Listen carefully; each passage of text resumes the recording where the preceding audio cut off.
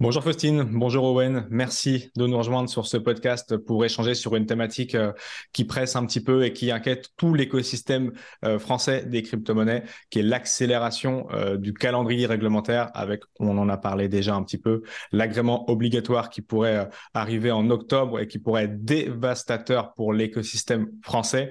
On va voir ensemble Faustine, présidente de la DAN, qui représente les entreprises du secteur, et Owen Simonin, donc l'un des acteurs les plus importants en tant qu'entrepreneur, les difficultés et les dangers de cet agrément. Et on va essayer de découper ensemble pourquoi c'est pas judicieux et les autres solutions, évidemment, qu'on pourrait imaginer. Faustine, est-ce que tu peux dire quelques mots sur toi, s'il te plaît, dans un premier temps? Et Owen, je te laisserai embrayer juste après, s'il te plaît. Bonjour à tous, Faustine Fleuret, je suis présidente de la DAN et comme Valentin, tu l'as précisé, la DAN, l'Association pour le développement des actifs numériques, représente, fédère et porte la voix des entreprises crypto en France et en Europe.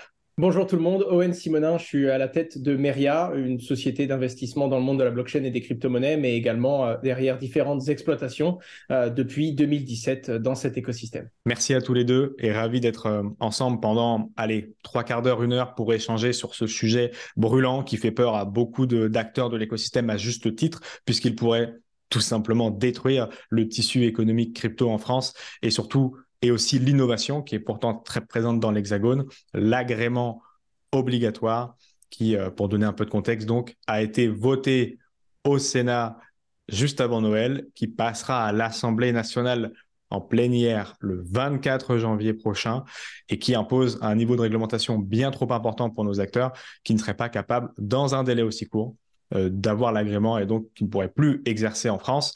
Ils devraient donc soit fermer leur entreprise, soit partir à l'étranger faire la même chose. Et ça serait donc dommageable et même dramatique pour le tissu économique et pour la souveraineté française. Effectivement, on va parler de l'accélération du calendrier aujourd'hui. C'est pas la réglementation qui est mauvaise, on le rappelle, c'est l'accélération du calendrier. On va voir ensemble pourquoi ce dialogue a été perdu avec nos autorités de régulation. Qu'est-ce qui les pousse à accélérer ce calendrier? Et je le rappelle, et je le dis tout de suite pour ceux qui ne le savent pas, effectivement, Jean-Noël Barrot, notre ministre de la Transition du numérique, est contre cet agrément. Il est allé au Sénat le préciser et dans sa communication, il est dans le même sens que Bruno Le Maire et que le gouvernement, c'est-à-dire de faire de la France le crypto hub européen. Donc on va voir ensemble, Faustine, les dangers de cet agrément. Pourquoi on en est là? Et est-ce que tu peux nous faire un petit topo rapide en quelques mots de ce qui se passe, s'il te plaît? Alors effectivement, si on replace le contexte général, c'est la faillite de FTX et donc la volonté de certains acteurs français de réagir et notamment à travers la voix de ce sénateur Hervé Mouret en renforçant la réglementation française et donc en visant en fait les entreprises qui s'adressent au public français et donc en premier lieu les entreprises françaises.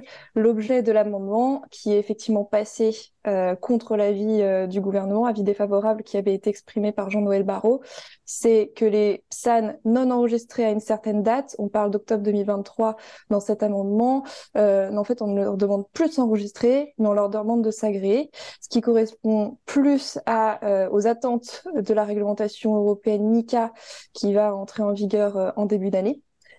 Et donc relever le niveau des exigences réglementaires en France avant la mise en place au niveau européen. Donc ça a été un amendement proposé au Sénat à adopter. Ça veut dire que désormais, il doit passer à l'Assemblée nationale et même avant le 24 janvier, il va passer en commission le 18 janvier. Ok, c'est ça. Donc, il y aura et les retraites et ça à regarder un petit peu. On va pouvoir s'amuser en ce mois de janvier. Effectivement, c'est une discussion qu'on a pu suivre là aussi, Owen, avec toi depuis longtemps. Globalement, déjà, Mika, toute l'année dernière, ça a été un truc imbuvable et difficile à suivre dans un premier temps. Il y a eu des compromis qu'on a réussi à aller chercher. Effectivement, la DAN a beaucoup porté ça. Mais c'était déjà quelque chose de difficile à suivre. Et là, c'est encore plus compliqué parce qu'il vous faut encore moins de temps pour les mettre en place. En gros, c'est ça le challenge chez toi à Meria notamment. Totalement. Après, c'est pas ce qui nous inquiète sur Meria parce que ça fait presque 2 ans qu'on commence à se renforcer et qu'on commence à préparer ce moment-là. Ce qui nous inquiète, c'est pour l'écosystème et pour les utilisateurs. Quand je dis l'écosystème, je parle également d'autres de nos structures qui, elles, ont obtenu l'enregistrement, il y a beaucoup moins de temps et qui ne pourront pas se conformer. C'est-à-dire que la plupart des PSAN que l'on connaît autour de nous n'auront pas les moyens et le savent. Donc, ils sont déjà en train de voir si s'agréer est obligatoire, où est-ce que l'on peut partir.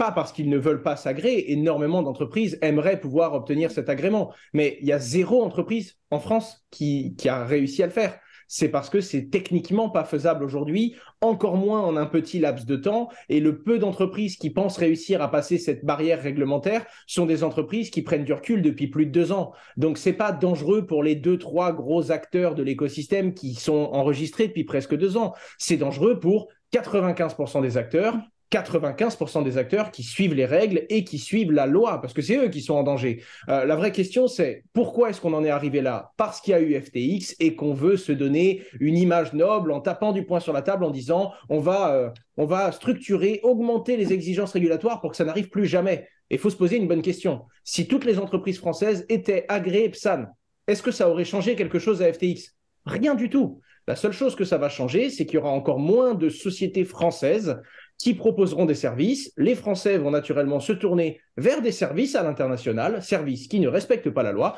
et services qui peuvent faire défaut. Ce qui est en train de faire, ce qui est en train d'essayer de faire passer actuellement l'Assemblée nationale. Et enfin, on va voir, hein, on va pas non plus insulter l'avenir, c'est le 24 janvier, donc on ne sait pas quelle sera l'issue de ce vote, mais c'est simplement pousser les utilisateurs à aller vers des sociétés qui peuvent faire défaut.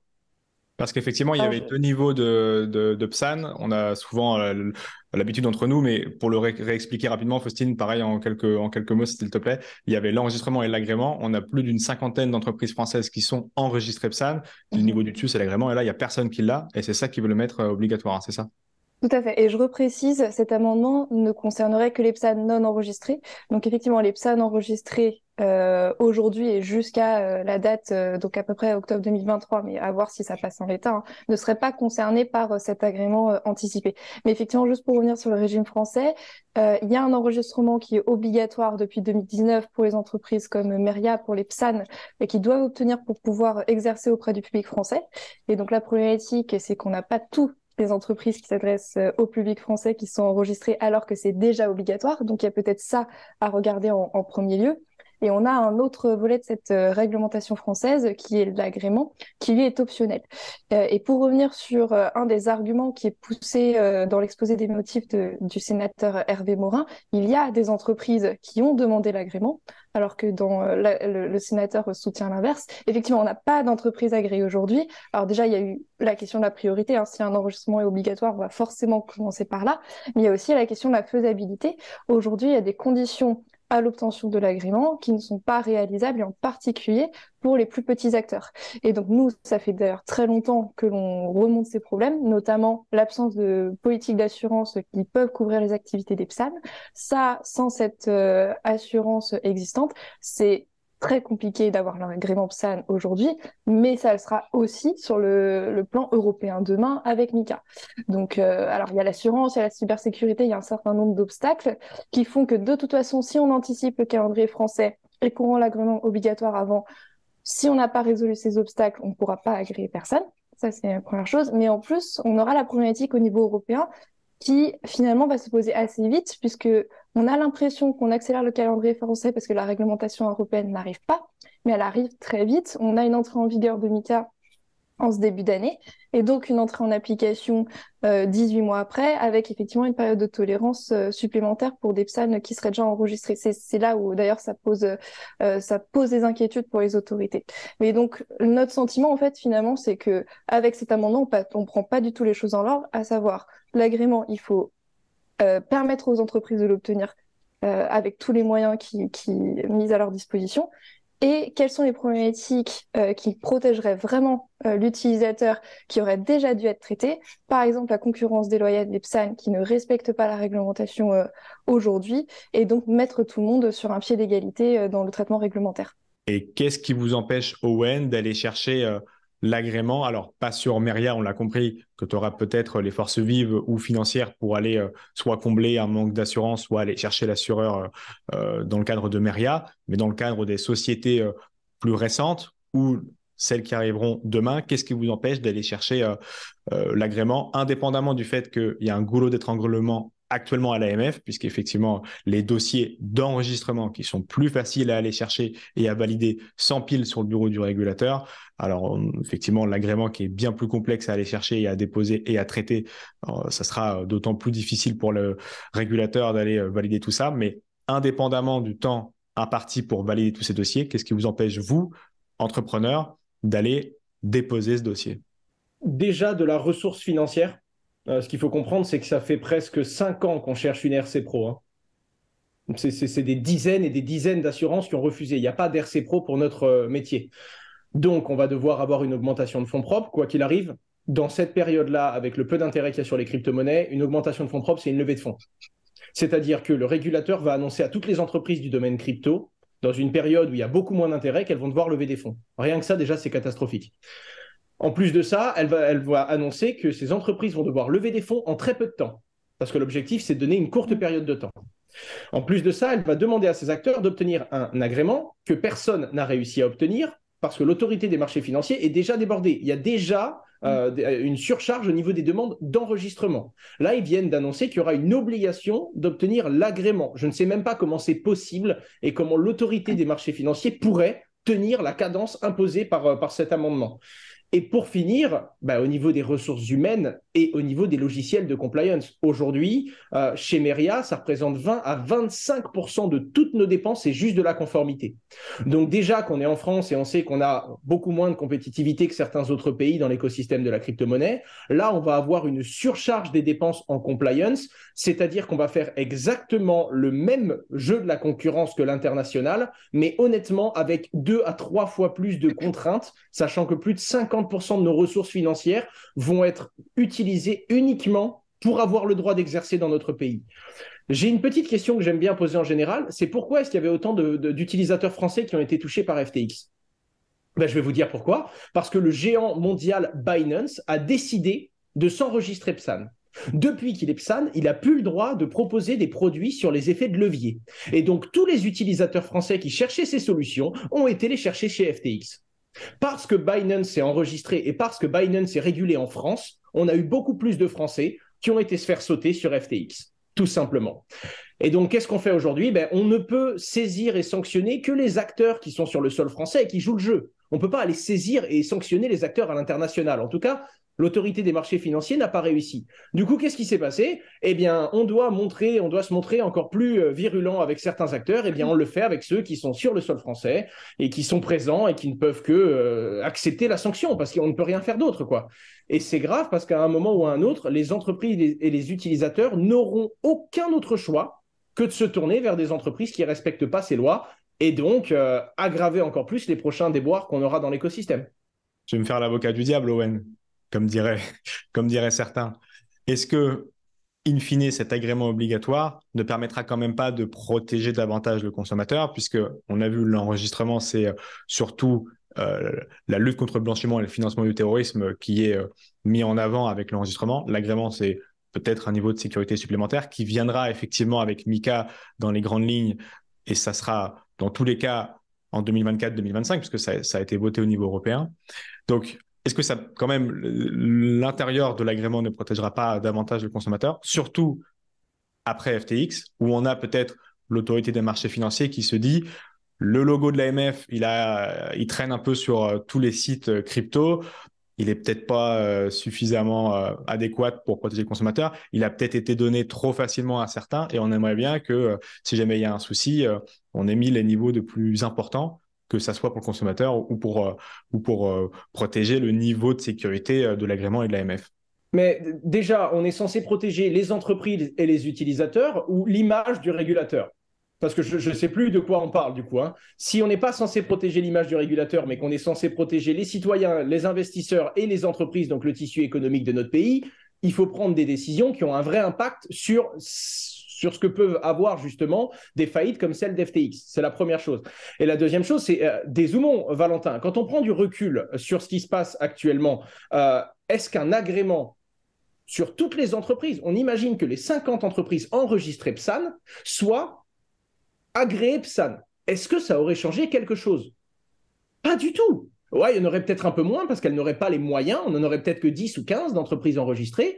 Dans les 30 à 35 entreprises qui n'auraient pas réussi, on en aurait la moitié à l'international et la moitié qui n'existerait pas. On aurait moins d'emplois et on aurait plus d'utilisateurs qui auraient été chez FTX ou qui auraient été dans d'autres structures. En fait, ce qui m'embête, c'est qu'on imagine le monde parfait dessiné par cet amendement et on n'aurait pas, ne serait-ce que 5% de problèmes en moins. On n'aurait strictement aucun problème en moins. Au contraire, on aurait encore plus d'exposition à ces problèmes. Mais parce que Faustine, Alors, cet agrément, l'objectif avec la ségrégation des fonds et tout ce que c'est censé apporter aussi, est-ce que ça apportera pas plus? Pas forcément en accord, contre le paysage des entrepreneurs français hein, au global, parce que c'est en fait ce que propose Mika dans 2 ans, mais en avance juste pour la France, effectivement, pour ostraciser nos entrepreneurs. Et on verra que c'est un peu en contradiction avec la volonté du gouvernement, parce qu'effectivement, le gouvernement actuel, par la voix de Jean-Noël Barrot, notre ministre de la transition numérique, est contre, on rappelle, mais effectivement, la volonté de faire le crypto hub, globalement, est-ce que ça protège quand même davantage les consommateurs d'avoir cet agrément, que ça soit en avance ou dans Mika demain? Alors, ni l'EPSAN ni l'ADAN n'est contre la réglementation, c'est-à-dire contre Mika que l'on a porté, que l'on a accompagné pour qu'il soit le plus proportionné, le plus adapté possible. Aujourd'hui, la problématique, c'est l'accélération de son calendrier au niveau français et donc ciblé sur un certain nombre d'acteurs. Et comme l'a dit Owen, on est en plus dans une période extrêmement compliquée. Les conditions de marché sont absolument pas favorables pour l'accélération de ce calendrier, surtout pour les petits et moyens acteurs, parce qu'une mise en conformité anticipée, c'est un besoin de financement, un besoin de chercher de l'investissement, que ça va être encore plus compliqué aujourd'hui.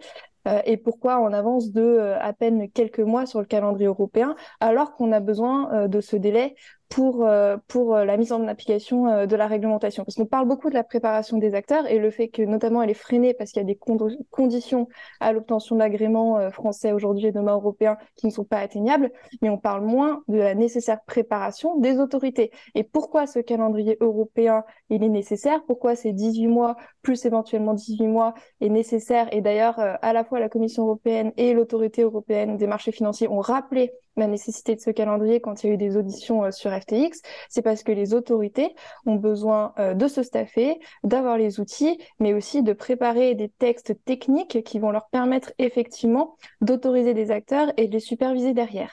Et ça, même si au niveau, si on voulait accélérer, en fait, on ne pourrait pas. On ne pourrait pas, donc on ne permettrait pas aux autorités, de toute façon, à une date anticipée, d'être en capacité d'autoriser et de superviser les acteurs. Ça, c'est une problématique au niveau français, mais ce serait une problématique au niveau européen si vous voulez accéder au calendrier. Donc, il est légitime, à la fois pour aider les acteurs à se mettre en conformité avec l'ensemble de la réglementation, et c'est ça l'enjeu, mais aussi pour les autorités. Et ça fait très longtemps que nous, on relève qu'il y a déjà un manque d'effectifs à l'autorité des marchés financiers pour enregistrer des PSAN. Et il y a encore beaucoup de PSAN qui sont en attente d'enregistrement. Les délais font facilement de 1 à 2 ans pour s'enregistrer. Donc on rajoute en plus des dossiers d'agrément demain qui sont beaucoup plus lourds et sur lesquels les autorités sont beaucoup moins familières, donc elles vont aller beaucoup moins vite, elles vont devoir se faire la main tout de suite. On va pas du tout résoudre le goulot d'étranglement que l'on dénonce depuis longtemps et pour lequel nous on proposait d'abord qu'il y ait des ressources supplémentaires et formées au sein des autorités de régulation pour que l'on puisse de façon sereine autoriser les gens dans des délais qui sont normaux. On peut pas demander à des acteurs d'attendre 2 ans de lancer leur activité parce que il n'y a pas assez de personnes au sein des autorités. Donc, il faut d'abord résoudre, alors on parlait des conditions à l'obtention de l'agrément, mais il y a d'autres problématiques qui sont pas nouvelles, que l'on pousse, sur lesquelles on n'a pas été toujours entendu jusqu'à maintenant, mais qui sont prioritaires par rapport à accélérer ce calendrier. Ok. Mais effectivement, j'ai l'impression qu'il y a une perte de communication et de signal entre les enjeux qu'on avait il y a quelques mois. Et avec Cryptost, on en avait fait avec toi, Faustine, pas mal d'échanges et de vidéos justement pour expliquer les enjeux des entrepreneurs en France. J'ai l'impression qu'à l'époque de Mika, il y avait cette écoute du régulateur, il y avait cette écoute du gouvernement et que oui, il y a eu FTX entre les deux, mais globalement, ça s'est délité les 6 mois qui viennent de s'écouler. Ils sont en décalage avec la vision gouvernementale. Effectivement, on peut rappeler, et on l'a déjà dit, mais je le redis, notre ministre Jean-Noël Barrot était au Sénat pour publiquement dire durant la séance de vote que le gouvernement était contre cet agrément obligatoire pour octobre. Maintenant, ça passera à la plénière dans quelques mois, mais globalement, j'ai l'impression effectivement qu'il y a eu cette perte de communication. Il y avait une réunion des autorités de régulation il y a quelques semaines avant Noël. Est-ce que tu peux nous dire, puisque la DAN en faisait partie, les tenants de cette discussion? Est-ce qu'ils sont vraiment à l'offensive et ça va être compliqué, on parle à un mur, ou est-ce qu'ils sont quand même à l'écoute des enjeux, des difficultés et des peurs de nos entrepreneurs? Alors, c'est une réunion qui n'était pas publique, néanmoins, je pense que le contenu, on peut tout à fait comprendre l'issue quand on lit les dernières prises de parole du gouverneur de la Banque de France, du secrétaire général de la CPR et de la présidente de l'AMF. La position aujourd'hui des autorités de régulation françaises, c'est pour l'accélération de ce calendrier, pour des raisons souvent évoquées, d'éviter que de nouveaux FTX émergent en France en visant ce qu'ils appellent, et je mets entre guillemets, des fonds de cuve ou des PSAN opportunistes. Sauf que c'est finalement trouvé dans des PSAN français qui n'ont rien à voir avec le contexte dans lequel s'inscrit cette accélération du calendrier, à savoir la faillite de FTX. Ce sont des PSAN qui n'ont rien à voir et qui sont finalement des boucs émissaires pour une réaction de la France qui a toujours voulu être précurseur en matière de réglementation, ce qui est effectivement le cas. Mais dans le même temps, on a des prises de parole du gouvernement dans la voix de Bruno Le Maire, de Jean-Noël Barrot, d'avoir un crypto-hub européen. Et donc la réglementation ne peut pas être ni l'unique champ d'action de l'action, enfin du politique, ni être en décalage avec les initiatives européennes où la France a justement été à la manœuvre quand elle était présidente du Conseil de l'Union européenne afin d'aboutir à un texte MiCA qui finalement est plutôt adapté et proportionné. Donc c'est vrai que c'est assez antagoniste et que là on a une vision contradictoire entre le politique et le régulateur et qu'il faut réaligner finalement les planètes pour qu'on continue dans la direction qui était la nôtre jusqu'à maintenant. Combien de PSAN seraient en danger si demain l'agrément était voté à l'Assemblée nationale? On a demandé, alors on a beaucoup de PSAN qui sont, alors je parle des membres de la DAN dont je connais les situations, il y en a beaucoup qui sont encore en demande d'enregistrement et ça, il y a des délais, enfin il y en a pour qui ça fait plus d'un an et demi que c'est le cas. Donc, c'est-à-dire que ça fait 1 an et demi qu'ils attendent de pouvoir démarrer, quoi. Tout à fait. Okay. Il y en a qui n'ont encore pas démarré leur activité, effectivement. Donc, charger en plus le régulateur avec des dossiers d'agrément, ça va pas forcément accélérer leur dossier à eux. Donc, même sur les PSAN en cours d'enregistrement, ça aura un impact. Ensuite, j'ai pas de données sur les PSAN qui sont pas encore en cours d'enregistrement. Sur les petits qui vont être éventuellement, qui seraient éventuellement soumis à cette accélération du calendrier. Mais finalement, si on voulait éviter un nouveau FTX et surtout un FTX étranger qui de nouveau pose un souci pour la protection de l'investisseur français européen, il nous faudrait des champions en France et en Europe qui seraient eux-mêmes encadrés et qu'on pourrait totalement superviser. Donc, je pense qu'il y a un manque de pari sur l'avenir des régulateurs en se disant ce fonds de cuve, je vais même pas le laisser se développer parce qu'en fait, j'ai trop peur qu'il y ait un problème derrière. Mais du coup, si on le laisse pas se développer, bon, bah, qu'est-ce qu'on fait? Effectivement, on va encore pousser les utilisateurs français européens vers des acteurs étrangers. Alors, heureusement, on a tous nos PSAN enregistrés, mais la marge verticale est aussi haute, hein, donc il faudra voir à la fin quel est notre secteur, parce qu'on manque à côté de cette réglementation des mesures de promotion du secteur français qui peuvent permettre de développer, de décupler la compétitivité de l'industrie au niveau international. Donc, à voir comment, à la fin, on arrive ou pas à faire ce crypto-hub européen. Mais du coup, on ne peut pas marcher que sur la patte de la réglementation, ça c'est sûr. Parce que toi, Owen, qui est dans cet écosystème depuis un paquet d'années, tu as vu grandir cette industrie, passer de la méchante élève qui finance le terrorisme, qui blanchit de l'argent pour être caricatural, à peut-être une industrie qui comprend ses enjeux et aujourd'hui qui comprend ses devoirs et ses droits. et qui peut, pour la France, être un atout majeur dans sa course au Web3. Tu as vu tout ça en 5, 6, 8 ans. Et les politiques aussi changeaient leur regard sur cette solution technologique et sur cette révolution technologique qui est la blockchain, qui sont les crypto-monnaies, et le Bitcoin et le Web3. Mais aujourd'hui, quel est ton regard sur cette accélération réglementaire? Tu te dis, tu es déçu un petit peu de cette évolution et puis là, on fait un retour en arrière? J'ai l'impression qu'il y a deux discours totalement différents. Et tu en parlais au niveau du rythme de ce qu'il y avait pendant les constructions autour du discours européen avec Mika. On était vraiment dans l'objectif de construire. On voulait comprendre quels étaient les enjeux. On a enlevé les sujets qui étaient encore trop jeunes et qui étaient dangereux de se positionner d'un point de vue de la législation. Et on s'est concentré sur ce qu'on pouvait réguler de façon constructive. J'ai pas l'impression que c'est la même musique qu'on nous sert aujourd'hui. C'est d'ailleurs pas les mêmes acteurs, hein. On voit le régulateur qui se prononce. C'est pas à lui de se prononcer. Sur ce genre de choses. Ce qu'on voit concrètement, c'est qu'il y a vraiment un besoin de réponse suite à quelque chose de plus gros. FTX, ça a touché la finance traditionnelle, ça a touché monsieur tout le monde, on en a parlé partout, et du coup, c'est presque l'opinion publique à qui on doit répondre. C'est pour ça qu'on a envie de faire un nouvel amendement, qu'il y ait des nouvelles lois et des nouvelles obligations, juste pour dire on a fait quelque chose. J'ai l'impression que le plus important, c'est pas de faire quelque chose de constructif pour l'écosystème. Le plus important, c'est que si à l'avenir, il y a un nouveau problème, on ait le droit de dire oui, mais on avait fait quelque chose pour que ça n'arrive plus. Alors qu'en réalité, ce quelque chose est disproportionné, ne répond pas du tout à la problématique et ne vient, comme on l'a déjà répété plusieurs fois, absolument pas répondre et mettre le doigt sur le problème. C'est ça qui m'embête énormément parce que, pareil, ce serait une sanction, mais ce serait une sanction silencieuse. Les sociétés qui sont déjà PSAN ne seraient pas assujetties à cet nouvel amendement de la même façon que ceux qui ne le sont pas encore. C'est-à-dire qu'on va aller tuer dans l'œuf plein d'initiatives qui ne sont pas encore connues aujourd'hui. Donc, on n'aura pas l'impression qu'il y a un impact direct et que ce sera catastrophique, mais on ne le verra pas. Et donc, encore une fois, on sera dans ce nouveau jeu et c'est d'ailleurs pour ça que la politique et que Bruno Le Maire et Jean-Noël Barrot, c'était quelques semaines avant le problème FTX, positionnés pour le développement des actifs numériques et des différentes blockchains en France.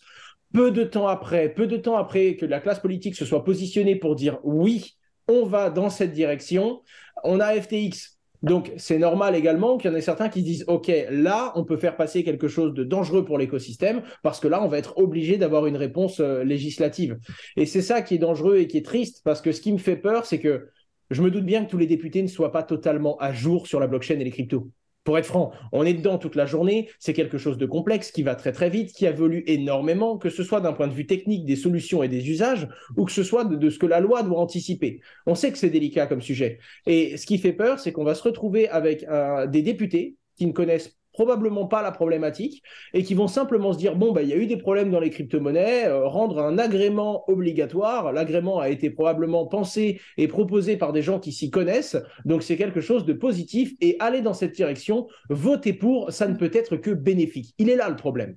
Le problème, il est là. On a des gens qui vont prendre cette décision, qui ne peuvent pas naturellement et intrinsèquement, de par la complexité de la technologie, comprendre de quoi il s'agit et de quoi il en retourne finalement, qui vont avoir l'impression que voter pour, de par notamment une prise de parole il y a très peu de temps par le régulateur lui-même, ils vont avoir l'impression que c'est aller dans la bonne direction. Et quand on va comprendre l'impact que ça aura eu sur notre écosystème, ce sera dans 4, dans 5 ans, et on se demandera comment est-ce qu'on a fait encore, nous, Français, pour passer à côté de ça, quoi. Mais pour le coup, notre gouvernement l'a compris. Et c'est pour ça que c'est intéressant, mine de rien, comme débat, même si c'est effrayant en tant qu'acteur de cet écosystème, mais c'est intéressant parce que le gouvernement et notre ministre du numérique, là, dans son scope, ils ont très bien compris la gravité que ça peut avoir. Et c'est pour ça que on essaye justement de faire du bruit et de se faire entendre dans ce genre de podcast, parce qu'on n'a pas d'autre solution que d'expliquer factuellement ce qui est en train de se passer et espérer que quelques-uns en viennent à la raison, quoi.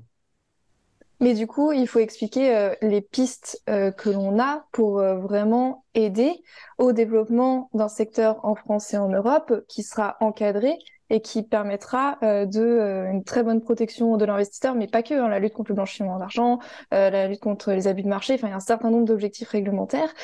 Mais pour les atteindre, il faut qu'on ait une industrie en France et en Europe qui soit forte et développée. Et donc, avant, puisque c'est tout le sujet, avant de penser à accélérer le calendrier de la réglementation, parce que là, c'est une question qu'on a très bien traitée depuis des années, la réglementation européenne, elle arrive, elle est encore en cours de construction et elle va être renforcée avec beaucoup d'autres textes que MiCA dont on ne parle pas encore, mais ça arrive. Donc, qu'est-ce qu'il y a à faire avant?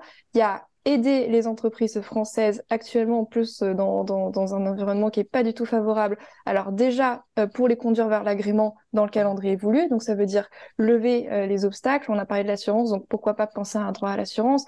On parle de la cybersécurité, pourquoi pas des lignes directrices spécifiques adaptées aux activités d'EPSAN.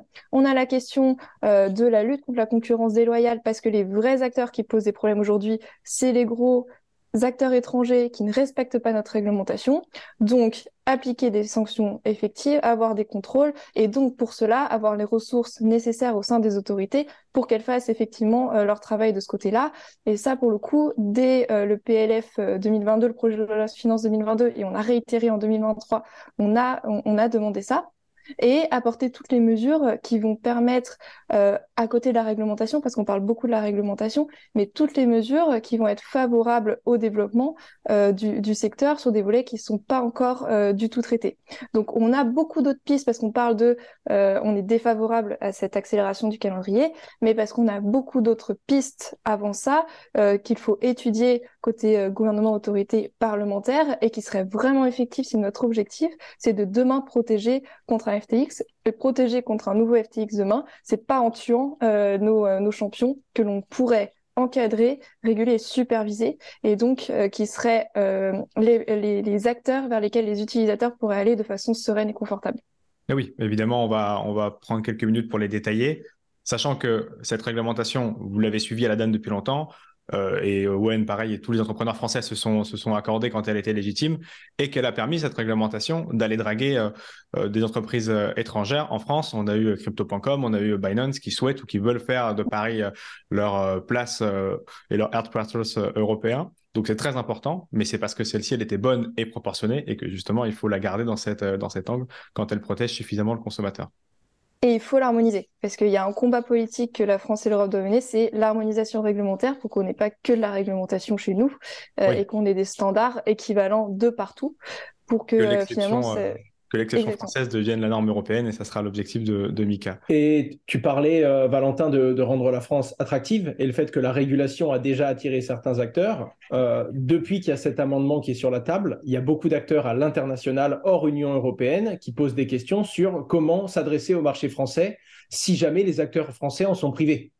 C'est complètement fou. Alors évidemment, légalement, avec la loi française, c'est pas possible, mais les acteurs à l'international savent que c'est une opportunité.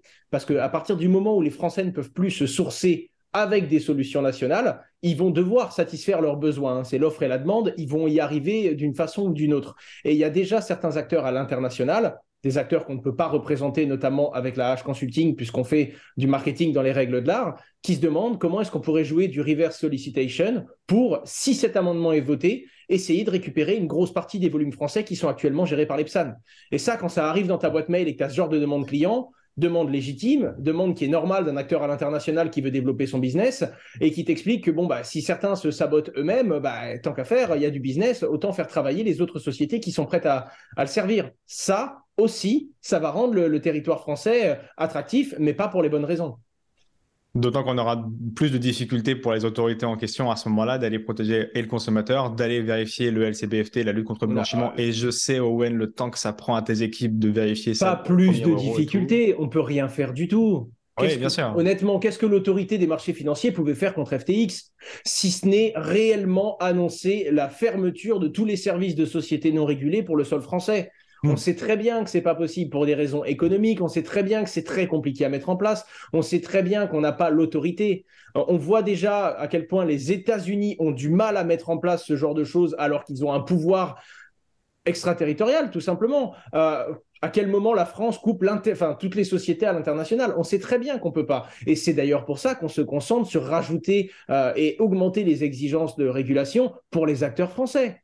parce que c'est les seuls. On ne peut saisir que ceux qui sont sur notre territoire, on ne peut punir que ceux sur qui on a de l'autorité, on ne peut augmenter les exigences qu'aux quelques acteurs qui suivent déjà le, entre guillemets, chemin de la vertu de vouloir se réguler et respecter la loi. Jusqu'à ce qu'il en ait marre. Je suis désolé, ça m'énerve, mais c'est exactement ça. Ça m'énerve. Et enfin, on en arrive à certaines sociétés qui, avant même de se démarrer, en fait, c'est ça pareil. On n'a pas l'impression que les sociétés se sauvent de la France pour aller entreprendre à l'international, j'ai entendu. Mais c'est complètement faux. C'est juste qu'à l'époque, qu'est-ce qu'on voit? On voit quand une société est française et finalement s'oriente vers l'international. Ça, on le voit. Mais généralement, quand la société est française et qu'elle joue le jeu, elle a déjà mis tellement d'efforts, elle est dans un biais d'engagement, elle a déjà avancé, elle s'est déjà développée ici. C'est les nouvelles sociétés qui font un business model, qui font un business plan et qui se disent « Ok, je vais démarrer dans un autre pays parce qu'il faut être complètement fou pour démarrer en France. » Et ça, j'en ai vu passer. J'en ai vu passer des BP comme ça, j'en ai vu passer des levées qui se sont faites à l'international. Le nombre de, honnêtement, combien, Valentin, tu pourrais citer de génies français qui n'est plus en France? Je peux t'en citer 10 là comme ça sans réfléchir, qui ont fait des gros protocoles DeFi, qui ont fait des grosses solutions, qui sont partis, pour ne pas dire à Dubaï ou à l'international, qui ont fait des grosses sociétés utiles, qui pour moi ont une vraie raison de changer le game et de porter la voie pertinente de la blockchain dans plein d'usages différents. Mais ce sont des Français qui ne sont plus sous le drapeau. Et on sait très bien pourquoi. Oui. Et ça fait mal au ventre. Ça fait mal au ventre parce que y aura du génie français qui commence sa phrase pour dire oui, alors moi je suis situé ici et j'ai mon deuxième siège ici. Pourquoi vous n'êtes pas en France? Pourquoi vous posez des questions bêtes? Et voilà, et c'est la fin du discours. Ouais, mais effectivement, cette fuite des cerveaux qui est connue depuis des années et qui est, quand on est dans l'écosystème crypto, on incarne toujours ça par le Minitel et on a raté le virage d'Internet alors qu'effectivement, une partie de ce protocole était sans vie, était français. Mais ça vient de la culture entrepreneuriale. Là, une autre, et ça a toujours eu du mal à rentrer dans les sphères politiques, à mon sens, justement pour la construction du consommateur. Mais quelque chose qui a été facile et dont la sphère politique s'est toujours emparée, à juste titre, c'est la souveraineté française et européenne.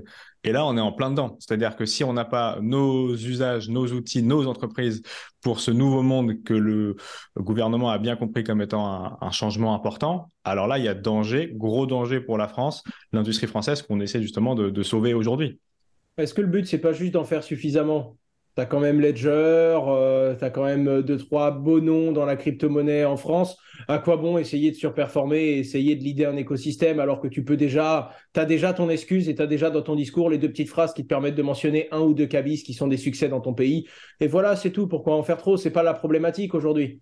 Alors, je pense surtout que c'est pas le mandat en fait des autorités de régulation, la compétitivité, la souveraineté, notamment ici numérique, française, européenne, c'est pas le mandat des autorités de régulation. En revanche, c'est le mandat du complètement politique. le sujet, exactement. C'est complètement le sujet de notre gouvernement qui l'a donc mieux compris aujourd'hui, Mais les puisque sénateurs, c'est des politiques l'a aussi. déjà alors, mais ils connaissent beaucoup moins le sujet, Oui. et notamment Monsieur Moret, on l'a jamais rencontré sur le sujet crypto, on l'a jamais entendu auparavant sur le sujet crypto. Mais si je prends ceux qui se sont exprimés, notamment Bruno Le Maire et Jean-Noël Barrot, ils ont bien mieux compris la problématique et c'est pour ça qu'ils se sont positionnés défavorablement par rapport à cette proposition d'amendement.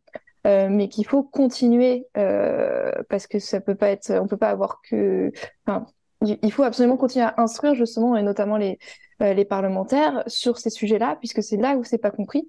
Mais je pense que en fait c'est pas vraiment la question du régulateur. Donc pour le coup, s'ils y réfléchissent pas et c'est vraiment dommage, hein, je dis pas, c'est très dommage que la compétitivité des entreprises ne soit pas prise en compte quand on fait des réglementations et c'est pour ça aussi que l'ADAN s'inscrit dans les débats réglementaires, c'est pour rappeler qu'il y a quand même cette question-là, mais c'est pas dans leur mandat. Mais du coup, il faut que ceux qui l'ont compris aujourd'hui, le gouvernement, fassent davantage pour que concrètement, on ait la vision du gouvernement qui s'impose, à savoir développer une industrie crypto, Web3, forte, pour les enjeux de souveraineté qu'ils ont compris. Et justement, d'un point de vue calendrier, alors comment ça va s'incarner dans les prochains jours? On a compris en vérité que la date importante, c'est le 24 janvier pour la plénière. Qu'est-ce qui reste à faire jusque-là et quel est le basculement qu'il peut y avoir du coup d'un côté ou de l'autre en fonction du résultat du vote? Alors, là où on en est, on a la proposition d'amendement du sénateur adoptée au Sénat, donc c'est pour ça qu'elle passe à l'Assemblée nationale. Il y a une première discussion en commission, alors je crois que c'est des affaires sociales, hein, dès le 18 janvier, donc avec un groupe restreint de parlementaires, mais qui va déjà discuter et voter sur cette proposition. Et ensuite, on a la discussion en plénière. Donc, dans cet intervalle de temps qui est quand même très court parce qu'on est sur 2 semaines, il faut absolument faire comprendre au plus de parlementaires possible qu'on n'est pas sur la bonne solution. Donc, il faut lutter contre l'adoption de cet amendement à l'Assemblée nationale, qui sinon, très concrètement, en octobre 2023, les PSA non enregistrés doivent s'agréer, hein, c'est ça que ça veut dire. Donc, lutter contre cette proposition d'amendement-là, faire comprendre quelles sont les autres pistes qu'il faut explorer avant ça et qui vont aider le secteur français à se développer en se mettant en conformité avec la réglementation européenne demain. Et ça, dans un très court laps de temps, puisqu'il faut essayer de tout faire comprendre dans ces 2 semaines-là, pour qu'on travaille tout au long de l'année 2023 sur ces mesures qui sont encore nécessaires à implémenter. J'ai une question qui est peut-être bête, Faustine, mais on va faire un maximum de bruit, on va essayer de porter ce genre de discussion à un maximum de monde. Est-ce que les gens qui nous écoutent peuvent faire quelque chose? Et ça, c'est une question à laquelle j'ai du mal à répondre. Évidemment, j'appelle toujours à la bienveillance et au message calme et posé. On connaît la sphère crypto qui a tendance à être un peu virulente sur les réseaux et je pense que ça n'irait en aucun cas dans le bon sens. Mais qu'est-ce que peuvent faire les gens, si ce n'est donner de la force, donner du relais et donner de la portée à ces différents contenus? Est-ce que tu connais d'autres moyens que les auditeurs peuvent avoir de pousser ces paroles? Alors, je pense que les utilisateurs français doivent déjà faire comprendre qu'ils ont envie de soutenir leur écosystème en souscrivant aux services de prestataires français. Je pense qu'il y a peu d'utilisateurs encore qui connaissent la réglementation française et qui doivent faire comprendre aussi qu'ils seraient d'autant plus heureux, on va dire, de souscrire aux services de prestataires qui respectent une réglementation qui les protège d'autant plus aujourd'hui et demain, puisqu'on est en train de la mettre progressivement en place au niveau européen. Et donc pour ça, je pense qu'il faut qu'ils puissent pousser, indiquer selon les circonscriptions à leurs députés que ils veulent des acteurs en France et que pour ça, c'est pas la bonne proposition d'amendement. Et qu'il y a besoin de soutien, parce qu'ils connaissent ou ils connaissent pas, mais ils connaissent certainement des acteurs qui voudraient voir beaucoup plus gros, qui On a voudraient voir se une... développer dans les territoires et qui aujourd'hui ne le peuvent pas ou pas assez bien. Et qui sont en plus pas connus. Donc je pense qu'en plus, s'il y a des utilisateurs qui connaissent des prestataires français et qui veulent les mettre en valeur auprès de leurs députés, c'est génial. Nous, on a cette initiative déjà l'an dernier d'aller dans les territoires, de faire connaître au niveau local les entreprises qui existent pour faire comprendre qu'il y a un véritable écosystème décentralisé en France, français et dynamique qui existe et qu'il faut le soutenir. Donc il y a connaissance, aider à la connaissance des membres, aider à la compréhension des problématiques des utilisateurs aujourd'hui quand ils veulent aller sur les marchés de crypto et expliquer en quoi, par rapport à tout ce qu'on tout ce qu'on a discuté, en quoi ça va contre leur intérêt finalement, leur intérêt étant d'aller souscrire auprès d'acteurs français, en quoi cette proposition d'amendement va contre leurs intérêts alors que c'est l'objectif affiché notamment par les régulateurs. Il existe une liste de tous les députés que l'on peut atteindre sur les réseaux sociaux, ce qui Certainement. permettrait...